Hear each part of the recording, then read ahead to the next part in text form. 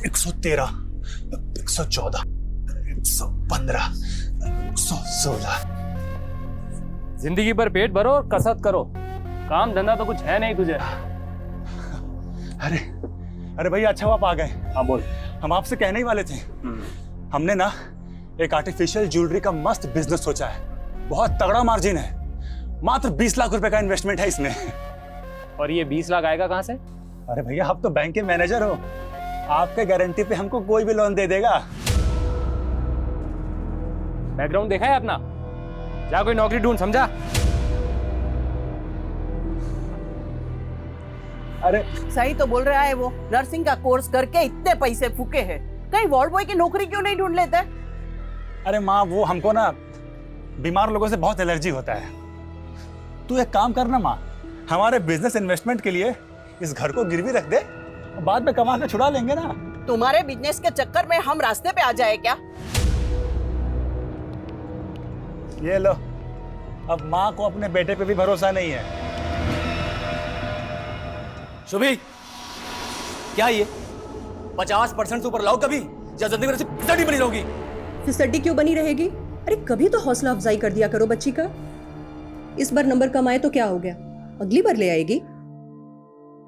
हीरा है मेरी शुभी। हीरा और मोती? हिंदी की किताब में हीरा और मोती तो बैल है। नहीं बेटा, बैल तो हम हैं। अच्छी है तुम दोनों की जोड़ी। हाँ, माँ लाड में बिगाड़ रही है और बेटी बिगड़ रही है। अरे भगवान ने मुझे चांद सी बेटी दी है, अब क्या लाड भी ना करे? हाँ, चांद पे तो फिर भी दाग होते हैं, लेकिन हम तो पूरे गोरे हैं। बंद करो ये अपना माई सेल्फ का निबंध और जाके कुछ ऐसा करो जिससे लोग तुम्हारी तारीफ करें। हाय मोई मैया, न जाने कब हमसे खुश हो गई। अरे नीलम, जरा ठंडा पानी पिला। हाँ लाई दीदी। मौसम के साथ साथ तो महंगाई भी जला रही है, हर चीज महंगी हो गई है, पता है? बुआ जी, रावी दीदी का लहंगा नहीं लाए? अरे लहंगे से ज्यादा टेंशन तो हॉल का है। हॉल का टेंशन? क्या हो दीदी?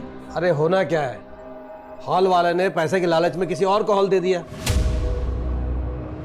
अरे ऐसे कैसे किया जीजा जी? अरे नीलम, शादी के सीजन में तो हर कोई कमीनेपन पे उतर आते हैं। अब नया हॉल देख रहे हैं तो पैसे बढ़ा बढ़ा कर मुंह खोल रहे हैं। अरे जी क्या टेंशन है, हमारा मोहल्ला है ना, अरे यही बढ़िया लगाएंगे टेंट वेंट बढ़िया से और धूमधाम से शादी करेंगे अपनी भांजी की। दीदी खुश हो शादी से? कुछ तो होना ही पड़ेगा, अगर अपनी मन मर्जी चलाए तो जानवी मौसी जैसे हो जाएंगे। जानवी मौसी? उनके साथ क्या हुआ? छोड़ो, तुम नहीं समझोगी, तुम अभी बच्ची हो, तुम अपनी पढ़ाई पे ध्यान दो।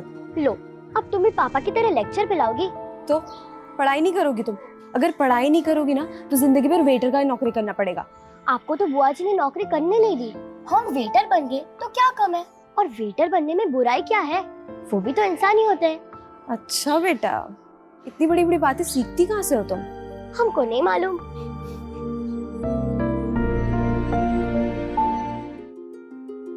भाई कैटरिंग का सामान सब आ गया ना? सब आ गया। हाँ?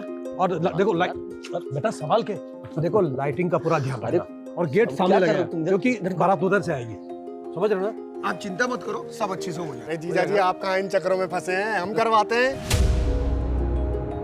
अरे छोटे साले साहब, आपको तो करवाना ही है। अरे आप दोनों के होते हुए मुझे क्या चिंता? वानी, तुम अंदर जाओ, जाके किरण दीदी और नीलम भाभी का हाथ बटाओ। जाओ।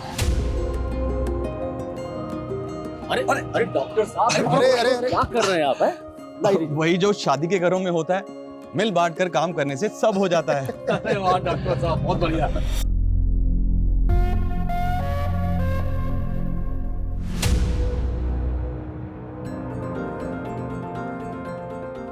अरे खाइए ना आप लोग।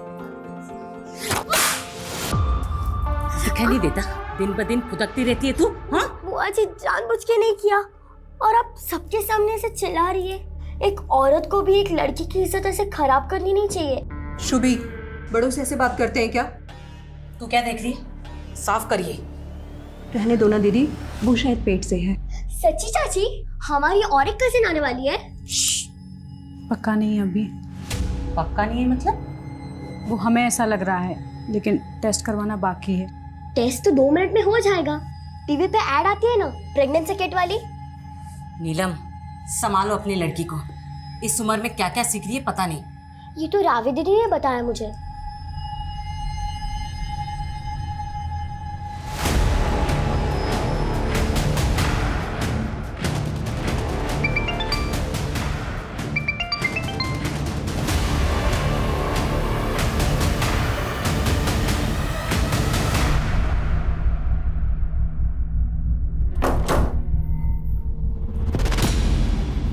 कहाँ जा रही हो?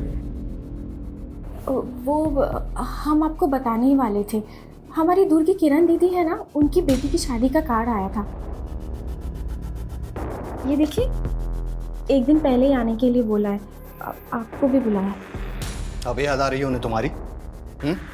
और तुम्हें कितनी बार बताना पड़ेगा कि तुम्हारा नाम ये जानवी नहीं फरीदा है। लेकिन वसीम, शादी से पहले तो हम जानवी। बस, कोई कहीं नहीं जाने वाला। और अगर मुझसे बिना पूछे तुम कहीं गई तो मुझसे बुरा कोई नहीं हुआ।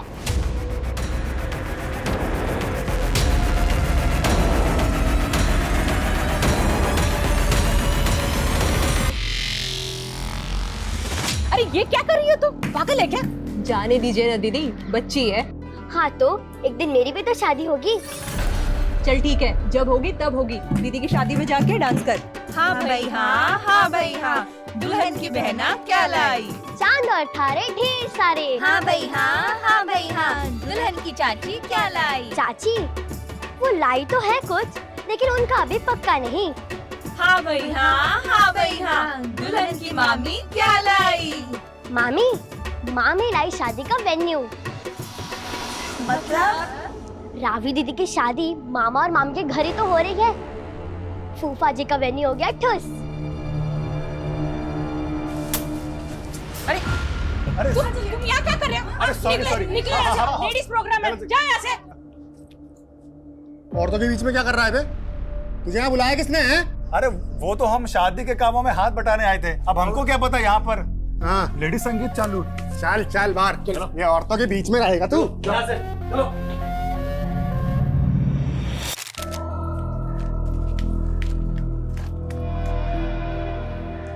क्या हुआ विष्णु भैया, फूल क्यों तोड़ रहे हो?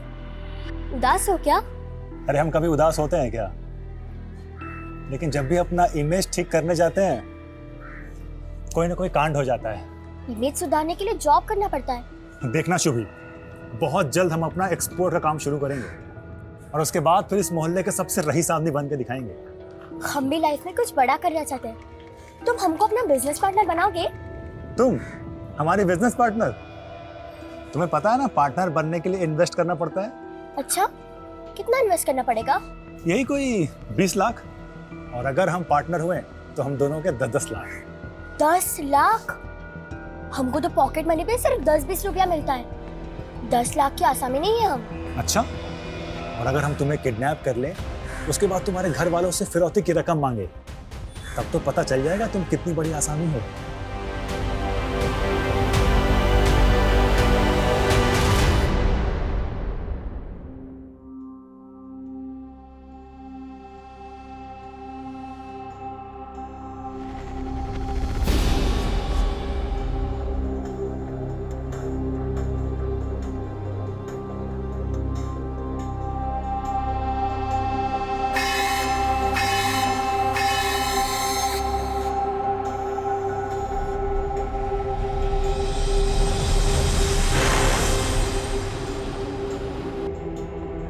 रावी, ये लो तुम्हारी चाय।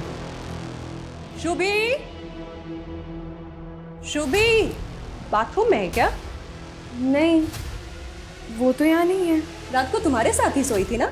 नहीं, वो मेरे साथ नहीं सोई थी। अरे दीदी हमको भी चाय पिलाइए।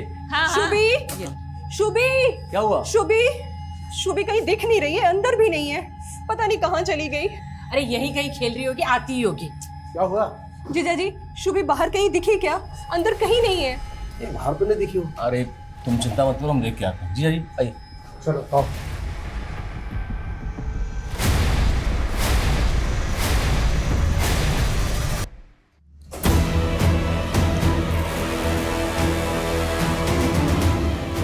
ये रस्सी का लाए है?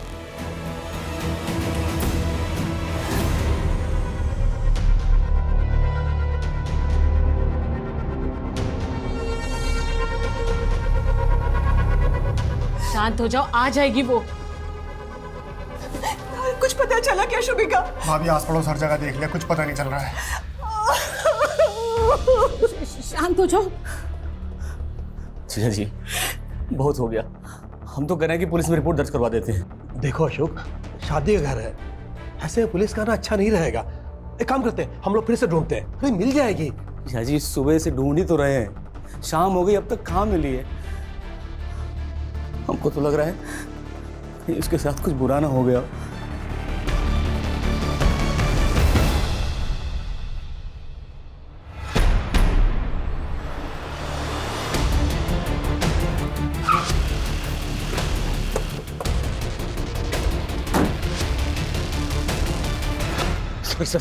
सर मेरी बेटी शुभी पता नहीं कहाँ गायब हो गई। आपने उसे आखिरी बार कब देखा था? सर कल रात वो अपनी बहन रावी के साथ उस कमरे में सोई थी। सर कल हम बहुत ज़्यादा थके हुए थे, इसलिए हम 9 बजे ही सो गए थे। हमें नहीं पता वो कब आई और कब गई थी। तो आपने भी शुभी को रात को नहीं देखा था? नहीं सर, पर जब हम सुबह उठे तो शुभी नहीं थी हमारे कमरे में। सर कल मेरी बेटी की शादी है, बच्ची को जल्द से जल्द ढूंढ दीजिए। आप फिक्र मत कीजिए, हम ढूंढ लेंगे उसे।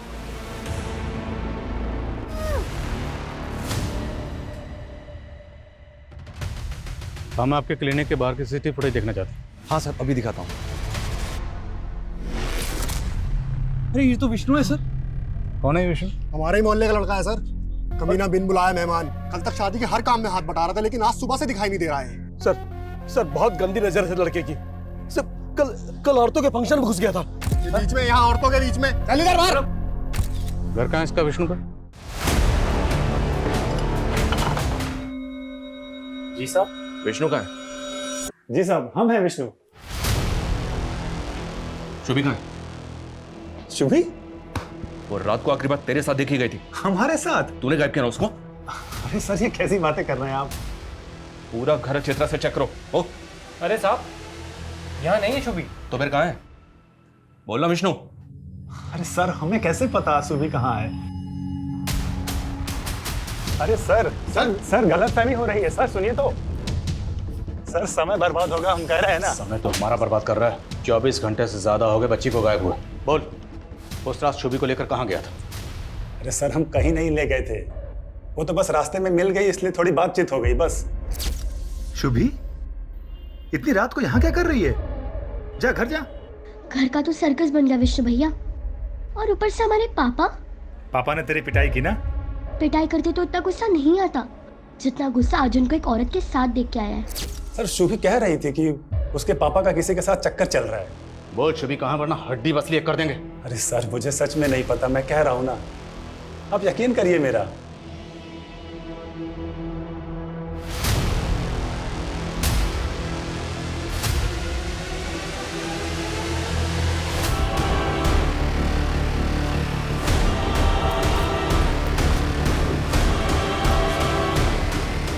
आइए सर। पोस्टमार्टम के लिए भेजो। शुभी को 10 जुलाई को रात को 9 बजे आखिरी बार विष्णु के साथ देखा गया था। 10, 11 और 12 जुलाई को बच्ची की लाश मिली। पूरे मोहल्ले का ये मानना है सर कि विष्णु लड़कीबाज है। हो सकता है कि वो शुभी को यहाँ गलत इरादे से लेकर आया हो और मार के फेंक दिया। और आज शुभी की कजिन रावी की शादी है। फैमिली को पता चलेगा तो सख्ती में आ जाएगी, पर बताना तो पड़ेगा ना।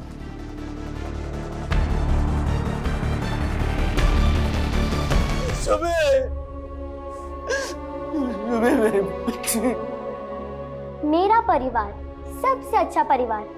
मेरा परिवार बहुत बड़ा है, जिसमें मेरे पापा है, मम्मी है, बुआ है, फूफा जी है, चाचा है, चाची है, मेरी एक कजिन सिस्टर भी है, रावी दीदी। इतना बड़ा धक्का लगा है, समझ में नहीं आ रहा क्या करें, क्या बोले लड़के वालों को। अब 1 घंटे बाद वो लोग भारत लेकर निकलने वाले हैं। जी है जी।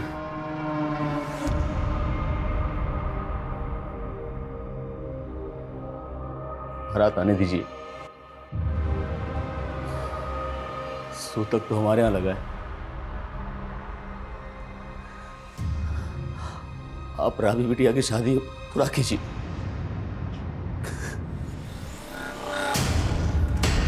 क्या बात है, आज तो रावी की शादी है ना, तो आप सब लोग ऐसे क्यों? कमीनी, तू क्या हमें खून के आंसू रोते देखने आई है?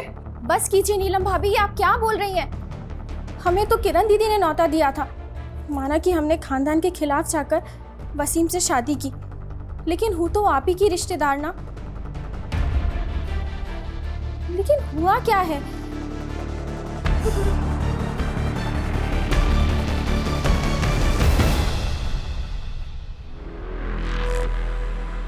शुभी का पूरा परिवार तेरे पर शक जता रहा है, सबके सब तेरा नाम ले रहे हैं। जुर्म कबूल कर ले, वरना इसी छत पे उल्टा लटकाऊंगा तुझे। अब जबरदस्ती हमको तोड़कर गुनाह कबूल कराना चाहते हैं। हमको फांसी पे चढ़ा के आपको मेडल मिल जाएगा। ओए, नौटंकी मत कर। अगर आपको नौटंकी लगता है तो आप करिए कार्रवाई, लेकिन सर आपको बता देते हैं, आज का दिन 12 जुलाई आपके करियर का काला दिन होगा।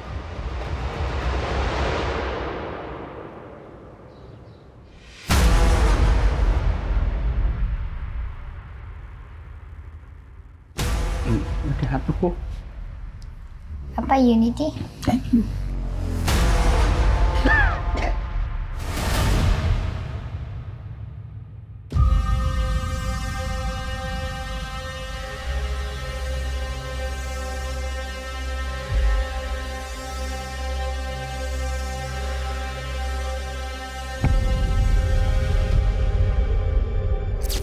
रावी दीदी, हमारी टीचर कहती है कि इंसान चाहे किसी भी कम्युनिटी का हो, कम्युनिटी अच्छी बुरी नहीं होती, अच्छी बुरी तो लोग होते हैं, और हमें जानवी माँ से बुरी नहीं लगती। हाँ, लेकिन हमारी फैमिली को तो बुरी लगती है ना। और मालूम है, अब उनका नाम जानवी नहीं है, फरीदा है।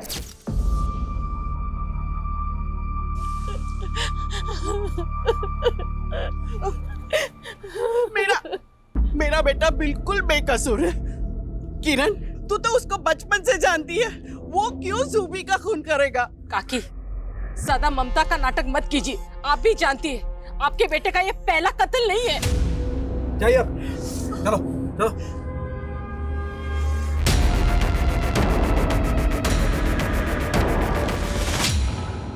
शुभी की पीएम रिपोर्ट के हिसाब से पहले उसको हाथ पर बांध के टॉर्चर किया गया। 11 जुलाई की रात को तकरीबन 11 बजे उसका मर्डर किया गया। और शुभी को आखिरी बार 10 जुलाई की रात को विष्णु के साथ देखा गया था। मतलब 11 जुलाई तक लड़की को बांध कर रखा गया था। लेकिन सर, विष्णु के घर में ऐसा कोई क्लू नहीं मिला जिससे ये लगे कि उसको विष्णु के घर में रखा गया था। हो सकता है कहीं और रखा गया, कहीं ये केस किडनैपिंग का तो नहीं है। हो सकता है फिरौती भी मांगी गई, लेकिन जब हम इन्वॉल्व हुए तो पुलिस के डर की वजह से किडनैपर्स ने शुभी को मार दिया। लेकिन शुभी के पेरेंट्स ने तो ऐसा कुछ नहीं बताया। इस तरह के केसेस में फैमिली पूरा सच कहाँ बताती है। घर की छोटी लड़की मारी गई, फिर भी बड़ी लड़की की शादी रोकी नहीं गई। पूरी फैमिली के कॉल रिकॉर्ड्स निकलो। सर, कमें सर, मैंने मोहल्ले के बाहर एक दुकान की फुटेज चेक की है, उसमें शुभी किसी और आदमी के साथ रात को 10 बजे दिखाई दे रही है। सर, इसमें है वो फुटेज। कौन है लड़का? सर, अब तक पता नहीं चला है। लड़का जिस बाइक पर है उसका नंबर भी क्लियर नजर नहीं आ रहा। विष्णु को दिखाओ सर। दिखाया सर, लेकिन विष्णु ने इसे पहचानने से मना कर दिया।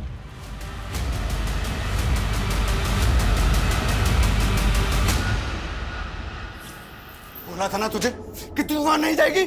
तुमने मुझ पर हाथ कैसे उठाया?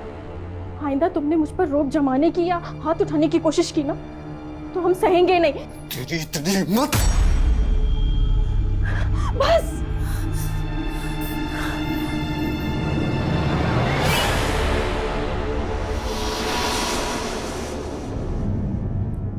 उस रात शुभी इस लड़के से भी मिली थी। कौन है ये? आप जानते हैं इसे? हम इसे नहीं पहचानते।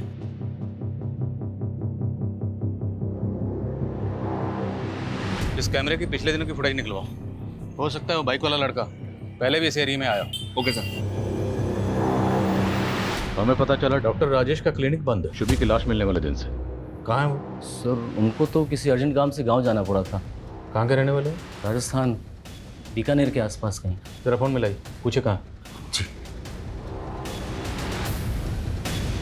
The number you are trying to call is currently switched off. Sir, phone तो बंद आ रहा है। 12 जुलाई को हमें शुभी की लाश मिली और उसी दिन से ये डॉक्टर गायब है। आप लोगों को कुछ अजीब नहीं लग रहा? क्या मतलब? मतलब ये, क्या डॉक्टर राजेश आपकी बेटी शुभी के साथ ऐसा कुछ कर सकता है? सर हमें तो ऐसा कभी नहीं लगा, लेकिन वो अशोक, वो 20 साल पहले वाली कैसी बात? राजेश के पिताजी ने हमारे पापा को कुछ पैसे उधार दिए थे। हमारे पापा वो पैसे टाइम से लौटा नहीं पाए। फिर कुछ दिनों बाद राजेश के पिताजी को हार्ट अटैक आया और उनकी मौत हो गई। राजेश ने इल्ज़ाम लगाया कि उसके पिताजी पैसों को लेकर टेंशन में थे, इसलिए उनको हार्ट अटैक आया। लेकिन राजेश का मेडिकल में एडमिशन हम ही ने कराया था और डोनेशन भी दिया। राजेश ने कभी ये बात कभी दोहराई नहीं। वो तो उल्टा हमें अपनी फैमिली का सदस्य मानता है। पर हो सकता है उसके दिल में अभी भी उस बात की खालिश हो, लेकिन वो आप लोगों के सामने ना दिखा रहा हो।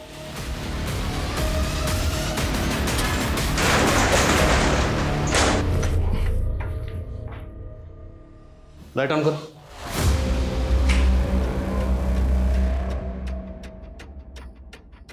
सर ये देखिए, हिडन कैम, सब जगह चेक करो। सर एक ऊपर भी है। इन सारे कैमरास की फुटेज रिट्रीव करो, पता लगाओ ये डॉक्टर है कहाँ। Okay sir. ये पक्का यहाँ पे कोई बड़ा कांड करता होगा।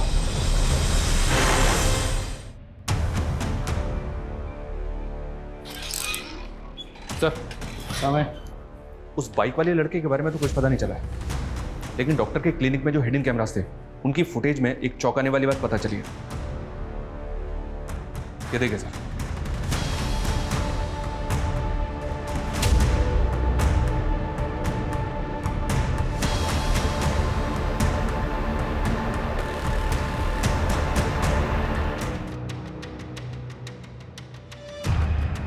इस लेडी को तो मैंने शुभी के घर पे देखा।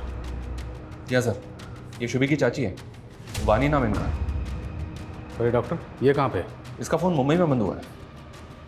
हाँ, मुंबई पुलिस से कांटेक्ट करो और इसकी लोकेशन ट्रेस करो। Okay sir. सर मेरी वाइफ वानी को बच्चा नहीं हो रहा था, इसलिए हम डॉक्टर राजेश से उसका इलाज करवा रहे थे, लेकिन उस कमीने ने मेरी बीवी को बेहोश करके इसके साथ गलत काम किए। सर ये देखिए, ये सर ये वीडियोस दिखा के हमें ब्लैकमेल कर रहा था। हमसे 5 लाख रुपए मांगे उसने। प्लीज अब वो सब कुछ डिलीट कर दो। आप लोगों के साथ इतना सब कुछ हुआ, फिर भी आपने पुलिस में कंप्लेंट क्यों नहीं की? सर कैसे करते, अपनी इज्जत और शर्म की वजह से हम किसी से कुछ कह नहीं पाए।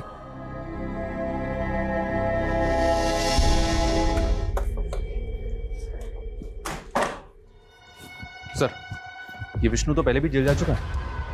10 साल पहले का केस है। विष्णु अपने कॉलेज की एक लड़की को भगा के हिमाचल ले गया था। प्रीति नाम है इस लड़की का।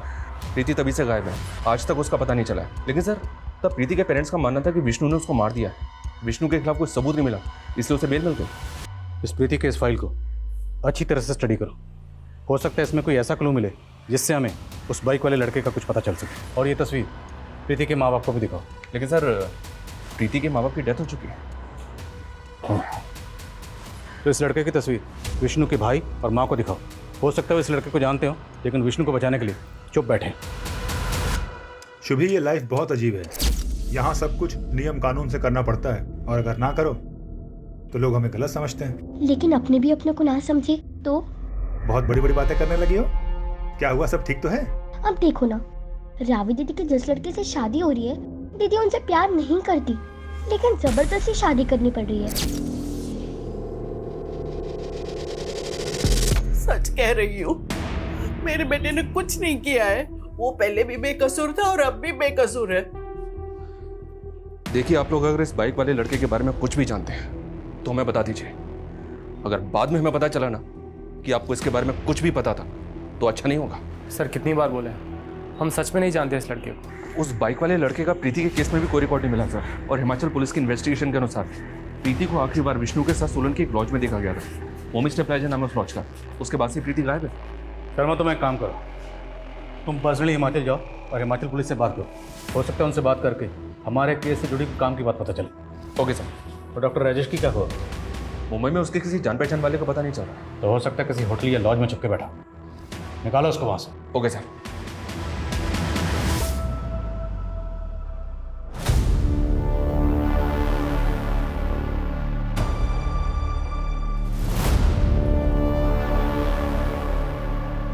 पापा दे दो ना, बहुत भूख लगी है। पिज्जा खाना है? चल बैठ जा अंदर। 10 साल पहले प्रीति नाम की ये लड़की आपके होटल से गायब हुई थी, आपको तो याद ही होगा। हाँ, तब भी पुलिस ने हमें काफ़ी परेशान किया था। दरअसल प्रीति नाम की लड़की विष्णु नाम के इस लड़के के साथ यहाँ पे आई थी। अब ये लड़का एक बच्ची के मर्डर केस में भी सस्पेक्ट है। हमें ऐसा लग रहा है कि ये लड़का इस लड़के को जानता है। क्या 10 साल पहले ये लड़का आपने कभी यहाँ देखा था? सर इतना कहाँ याद रहता है, लेकिन सर एक बात है जो इस केस के 2-3 साल बाद की है। कैसी बात? सर ये तो मैं कह नहीं सकता ये मेरा भ्रम था या सच। उस दौरान मैं कसोल में था, तभी मैंने वो लड़की को वहाँ पर देखा था।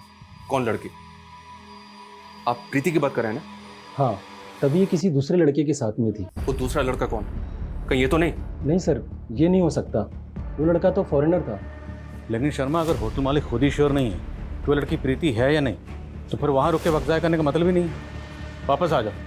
सर, डॉक्टर राजेश को मुंबई पुलिस ने गिरफ्तार कर लिया। सर ये बात सच है कि मैंने पंकज और वानी को ब्लैकमेल किया था। सर मैंने शुभी को नहीं मारा सर। भागा क्यों था? सर मैं डर गया था कि कहीं पंकज और वानी मेरे खिलाफ। तूने उनके साथ जो किया है उसके लिए अलग से तेरी सेवा करेंगे। पहले रुक, पहले ये बता ये लड़का कौन है? तो तुम्हें अबॉर्शन करवाना है। तुम्हारी मम्मी को पता है इसके बारे में? नहीं अंकल, मैं उनको कैसे बताऊंगी, और आप भी मत बताइएगा प्लीज। ठीक है, नहीं बताऊंगा। पहले ये बताओ कि इस बच्चे का फादर कौन है। उससे बिना मिले मैं अबॉर्शन नहीं करूंगा। अहमद।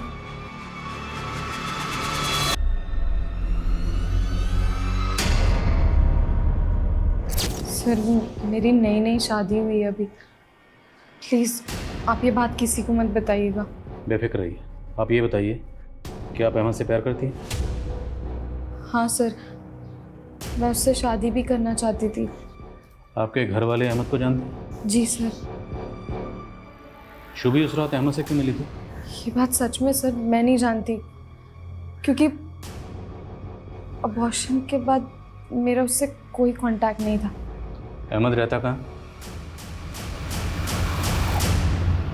आप लोग अहमद को पहले से जानते थे, लेकिन पहले उसे पहचानने से मना कर दिया। बेटी की शादी थी, कैसे बताते उसके अफेयर के बारे में रिश्तेदारों को? आप लोगों को पता था ना कि शुभी को रावी और अहमद के अफेयर के बारे में सब कुछ मालूम है। सर शुभी चाहती थी हम दोनों की शादी हो, वो तो पसंद करती थी मुझे। छोड़, ये बता कि उस रात तुमने शुभी को मिलने के लिए क्यों बुलाया था? सर मैंने उसे मिलने नहीं बुलाया था, मैं तो वहाँ रावी को आखिरी बार देखने गया था, लेकिन शुभी ने मुझे वहाँ देख लिया। रावी दीदी नहीं मिल सकती। और भैया आप परेशान मत होइए। चलो बैठो, मैं तुम्हें घर छोड़ देता हूँ। घर पे ड्रॉप किया? हाँ सर, मैंने उसे घर के पास ही छोड़ा था। उसके बाद से वो कभी अपने घर पहुंची नहीं, उसकी लाश मिली तालाब में। सच कह रहा हूँ सर, मैंने उसे नहीं मारा। ये अहमद तो अभी भी अपने बयान पे अड़ा हुआ है, जबकि वारदात वाली रात शुभी को विष्णु के बाद रात के 9 बजे आखिरी बार इस अहमद के साथ ही देखा गया था। नहीं सर, मुझे तो ऐसा लग रहा है कि अहमद ही झूठ बोल रहा है। शायद ये शुभी को बेला फुसला के कहीं लेकर गया, पहले उसको बांध के रखा, उसके बाद उसको मार दिया। हो सकता है उसने शुभी को किडनैप ही इसलिए किया हो ताकि फैमिली पे प्रेशर डाल सके रावी की शादी रुकवाने के लिए, लेकिन फैमिली ने शादी नहीं रोकी, तो हो सकता है उसने इसलिए शुभी को मार दिया कि अब तो रावी की शादी रुकेगी। लेकिन सर अगर मान ले कि अहमद सच बोल रहा है और इसने लड़की को घर के पास ही ड्रॉप किया, अगर इसने शुभी को घर के बाहर ड्रॉप किया था तो 10 साल की बच्ची और कहाँ जाएगी? जाहिर सी बात है घर के अंदर ही जाएगी। तो क्या शुभी घर के अंदर से गायब हुई है? ऐसा कौन करेगा? सर मैंने CDR चेक किया है, उस रात अशोक ने 12:30 बजे किसी को कॉल किया था, उसी नंबर से वापस आधे घंटे के बाद कॉल आया। सर शुभी कह रही थी कि उसके पापा का किसी के साथ चक्कर चल रहा है। कॉल लो बॉस नंबर पे।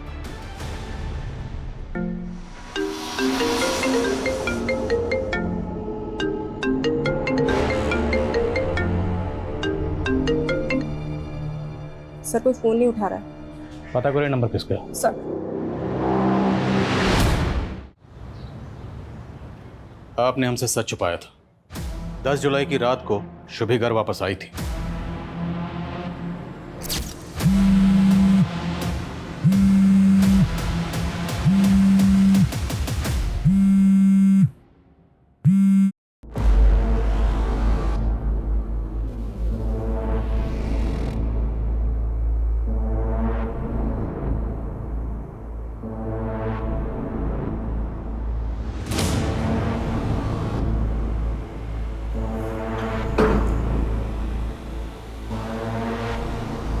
उसके बाद हमारे और अशोक के बीच में झगड़ा हुआ। हमें ध्यान ही नहीं रहा शुभी कहाँ गई। हमें लगा कि वो रावी के कमरे में सोने चली गई होगी। तो ये बात पहले क्यों नहीं बताई? सब के सब यही झूठ बोलते रहे कि 10 जुलाई की रात को शुभी घर वापस आई नहीं। क्यों नहीं बताया? हम किस मुंह से कहते कि हमारे पति हमें धोखा दे रहे हैं? कम से कम अब तो आप ये बता सकती है ना कि आपकी बेटी शुभी को किसने मारा था? शुभी बेटी थी हमारी सर। मानते हैं कि उसे हमारे और जानवी के रिश्ते के बारे में पता चल गया था। जानवी ये दूर की सही, लेकिन रिश्ते में तुम्हारी बहन लगती थी। जो आदमी ऐसा रिश्ता जोड़ सकता है कुछ भी कर सकता है। जानवी दूर की रिश्तेदार थी हमारी।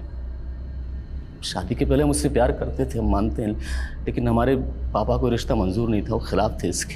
और जानवी वसीम के प्यार में पड़ गई थी, लेकिन वो इस शादी से खुश नहीं थी। वो तो आना चाहती थी 2 दिन के लिए शादी के घर में, लेकिन उसके पति ने उसे आने नहीं दिया। तुम तो शादी के बहाने भी आ सकती थी, ऐसे चोरी छिपे आने की क्या जरूरत थी? वसीम मुझे आने नहीं देता, बहुत मारता है मुझे। काश हम दोनों ने भागकर शादी कर ली होती। जो कुछ भी हुआ उसे नीलम को समझा पाना हमारे लिए बहुत मुश्किल है सर। हम तो उसी में उलझे रहे। सर मुझे नहीं जाना चाहिए था वहाँ, सारी गलती मेरी है। तो तुमने मार दिया शुभी को?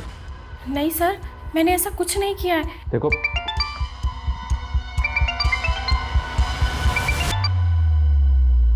हेलो,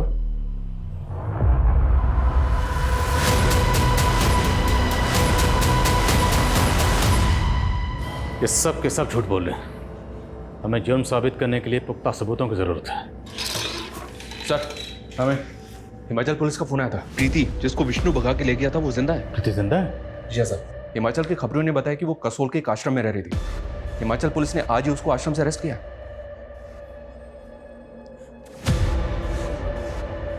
उसकी हालत बहुत खराब थी सर। प्रीति ड्रग एडिक्ट हो चुकी है। पिछले 10 सालों से वो 3-4 स्टेट्स में अपनी ड्रग मंडली के साथ घूम फिर रही थी। मैंने उसका सोशल मीडिया प्रोफाइल चेक किया सर, उसमें तकरीबन 300 फ्रेंड्स हैं और सबके सब नशेड़ी हैं। इसका मतलब है विष्णु बेकसूर है और प्रीति का शुभी के कत्ल से कोई ताल्लुक नहीं। जी हाँ सर, क्योंकि जब प्रीति विष्णु के साथ भागी थी तब तो शुभी पैदा भी नहीं हुई थी। मुझे ऐसा लग रहा है कि शुभी अपने ही परिवार का शिकार बन गई।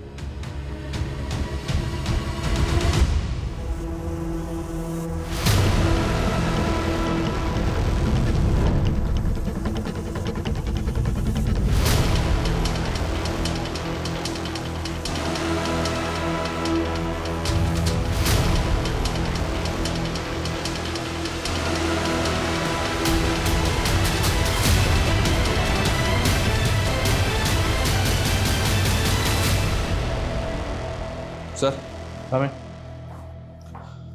सर शुभी का मर्डर हुआ 1 महीना हो गया है। पिछले 1 महीने में अलग अलग शहरों में कुछ ऐसे क्राइम्स हुए हैं जो वाकई अजीब हैं। 12 जुलाई को प्रीति की लाश मिली। उसी दिन भोपाल में एक फैमिली ने जहर खा के सुसाइड कर लिया था सर। और 14 जुलाई को जयपुर में एक लड़की ने सोशल मीडिया पर लाइव आके सुसाइड किया। 18 जुलाई को राजकोट में एक आदमी ने अपने मेंटली रिटार्टेड बेटे को सीमेंट में चिन दिया था ताकि वो ठीक हो जाए। और एक केस में बरेली में एक 10 साल की बेगर बच्ची का मर्डर करके उसका लीवर गायब कर दिया गया था। क्या क्या हो रहा है इस दुनिया में? इन सारे केसेस का शुभी के केस से क्या कनेक्शन है? गिल्टी प्लेजर्स नाम का एक सोशल मीडिया ग्रुप है सर। इन सारे क्राइम्स का ये कॉमन लिंक है। इस ग्रुप के कुछ लोग न्यूमरोलॉजी, एस्ट्रोलॉजी और टेरो कार्ड रीडिंग से जुड़े हैं। ग्रुप के किसी भी मेंबर को कोई प्रॉब्लम होती है तो वो ग्रुप में शेयर करता है और ग्रुप के कुछ लोग ऐसा सॉल्यूशन बताते हैं जो वाकई में बहुत अजीब है। ये सारे क्राइम्स इन बेवकूफ़ लोगों की वजह से ही हुआ सर। पर इस ग्रुप का शुभी के केस से क्या ताल्लुक है? सर इस ग्रुप का एक मेंबर है जो शुभी नाम से एक सोशल मीडिया अकाउंट ऑपरेट करता है। ये उसकी प्रोफाइल पिक्चर है। शर्मा ये फेक अकाउंट होगा। शुभी महज 10 साल की थी, उसके पास तो फोन तक नहीं था, फिर वो ये अकाउंट कैसे ऑपरेट कर रही होगी? इस बात का जवाब तो प्रीति दे सकती है सर, जो इस ग्रुप की मॉडरेटर है।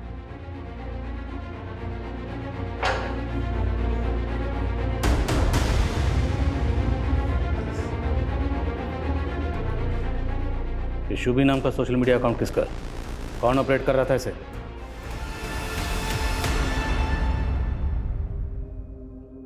इस बार तू सही में माँ बन जाएगी। कॉन्ग्रेचुलेशंस मामी। मुबारक हो मेरे भाई।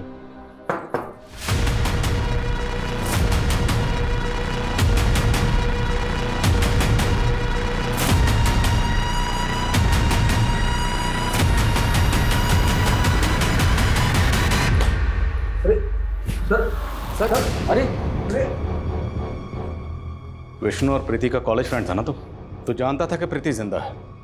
फिर भी जब प्रीति को मारने के इल्जाम में विष्णु अंदर गया तो चुप बैठा रहा। ये क्या बोल रहे हैं आप? प्रीति जिंदा है? पर ये तू भी अच्छी तरह से जानता है।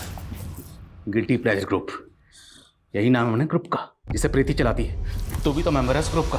अब तू ये बता कि शुभी के नाम से तुमने अपना अकाउंट क्यों बनाया था?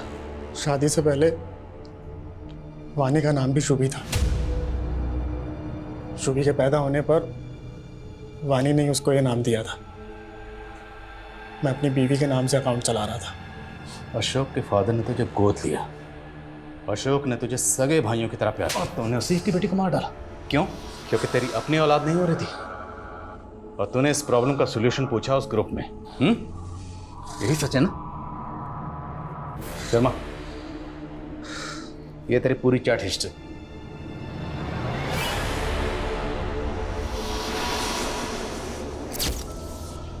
आदमी के अंदर नारी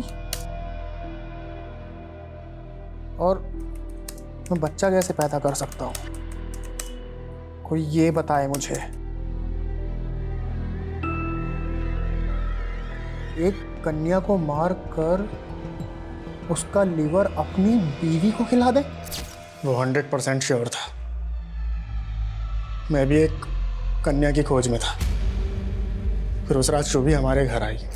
वो बहुत परेशान थी, रो रही थी। उसने अपने पापा को जानवी के साथ देख लिया था। मैंने उसको अपने घर पे ही रोक लिया और मैंने सोच लिया था कि इसी का लीवर अपनी बीवी को खिला दूंगा। लेकिन सुबह होते ही सब उसे खोजने लगे तो मैंने उसको बांध दिया। फिर आप लोग इन्वॉल्व हो गए। मैं डर गया। रिचुअल करने के चक्कर में मैं सबकी नज़र में ना आ जाऊं तो मैंने लीवर खिलाने वाले प्लान को छोड़ दिया। लेकिन मैं शुभी को नहीं छोड़ सकता था। वो मेरे बारे में सबको सब कुछ बता देती। और 15 दिन बाद तो गया बरेली। ऐसे क्या देख रहा? 27 जुलाई को तेरा फोन बरेली में एक्टिव था। वहां जाकर तूने एक 10 साल की बच्ची को किडनैप किया। साहब कुछ पैसे दे दो ना। पिज़्ज़ा खाएगी? चल बैठ जा गाड़ी में। उस बच्ची को मारकर उसका लीवर अपनी बीवी को खिलाया। तेरे इस अंधविश्वास के चक्कर में 2 मासूम बच्चियों की जान चली गई। कैसा अंधविश्वास? वो लीवर खा के मेरी बीवी प्रेग्नेंट हुई थी। सर हम प्रेग्नेंट नहीं हैं। क्या? हमने सबसे झूठ बोला था सर। हम पंकज के पागलपन से घबरा गए थे, डर गए थे। हमें लगा कि उसको पता चलेगा कि इस बार भी हम प्रेग्नेंट नहीं हुए, कि वो किसी और बच्ची को मारकर जबरदस्ती हमें उसका लीवर खिला देगा। तुम्हें अपने पति से डरने के बजाय हमारे पास आना चाहिए था, लेकिन नहीं, तुमने अपने पति का साथ दिया। उसके क्राइम में उसकी भागीदार बन गए तुम।